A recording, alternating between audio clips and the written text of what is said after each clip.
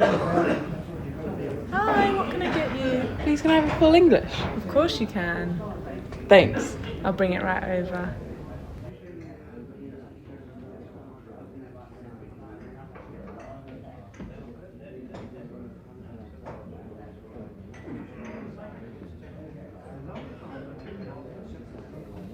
I really like calves. Really like calves. I'm working on a film about them, so I've been spending more time than ever at these greasy spoons. The film is an investigation into why I like them so much. I'm sitting at one right now, and I'm trying to write down the reasons why I like them, but as I look around, my belly full of full English and cups of tea that the waiter keeps offering to refill for free, I'm distracted by everyone else. Who comes to the cafes? What do they order? How long do they stay?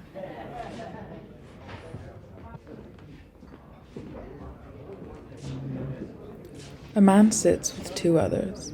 He has an eyebrow piercing, and they're all wearing high-vis vests and workman's trousers. We keep making eye contact because we're facing each other, and I'm making no effort to hide the fact that I'm looking at him. He doesn't seem uncomfortable. He just looks back at me in between bites. He pierces the yolk of his fried egg with his fork and the corner of his diagonally cut toast, and quite aggressively stirs the yolk around. He uses the fork to get as much of the golden goo onto his toast, with such force and care at the same time. He licks his fork and then lifts the piece of eggy bread into his mouth to take a bite.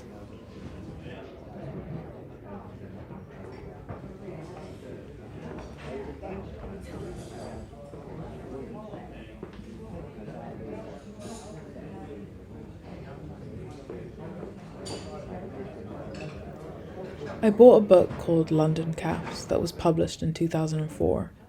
It documents 33 calves around London. Of these 33, 21 have since shut down, and 2 have moved to different locations due to greedy landlords and gentrification. They're important places with important histories. Most of them were set up by first-generation immigrants and have stayed family businesses till they were forced to close. Part of the appeal of calves is their reliability. I feel like no matter what is happening in my life, I can always go to a calf and they'll always be there for me. The reality of this is that immigrants worked 16-hour shifts because they needed to in order to survive, and now their children have bigger dreams than giving up everything for the struggle to succeed against Pretz and Costas and overpriced coffee shops that are taking over the high streets.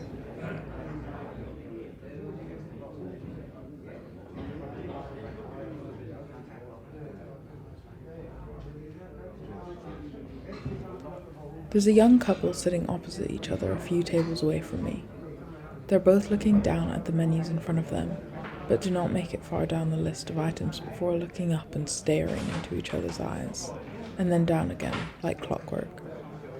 I would usually find it nauseating, but today I think it's endearing.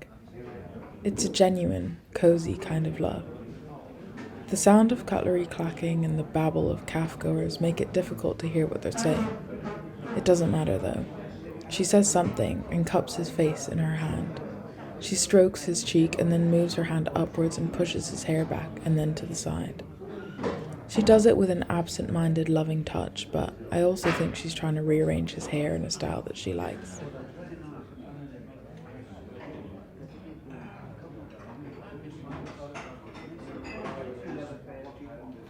I remember when I first came to England 6 years ago. I really did not like baked beans. I'm not a picky eater, but I didn't enjoy how sweet they are. I looked down at the empty plate in front of me. All that's left are the hard-to-soak-up remnants of baked bean juice. This is cultural assimilation.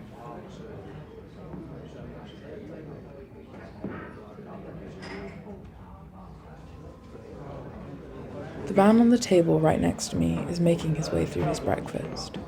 He's tied his dog to a pole outside the glass door of the calf. He gets up, opens the door, gives the dog one of his slices of bacon, and sits down. A couple with a pram are wanting to come in, but hesitate as the dog guards the door. So the man stands up and forms a barrier between his dog and the pram as the parents push their child in. The man sits back down and continues to eat. Soon after, a delivery guy rolling a trolley stacked with egg cartons tries to come through, so the man stands up once again and distracts his dog until the delivery is sorted. He then returns to his table. I take a picture of his dog through the window. He asks me if I'm alright. I smile and put my phone away.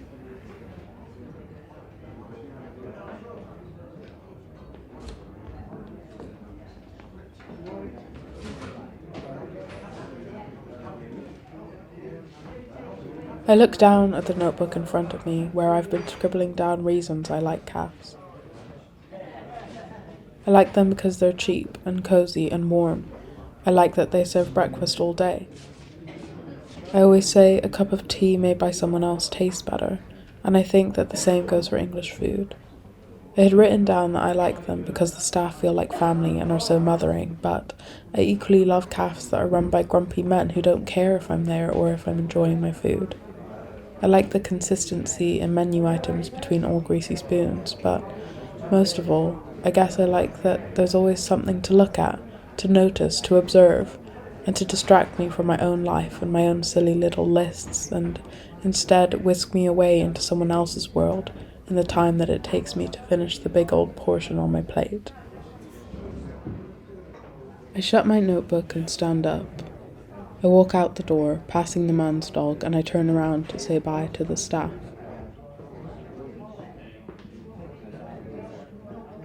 Cheers, thanks for coming, they say, beating me to it.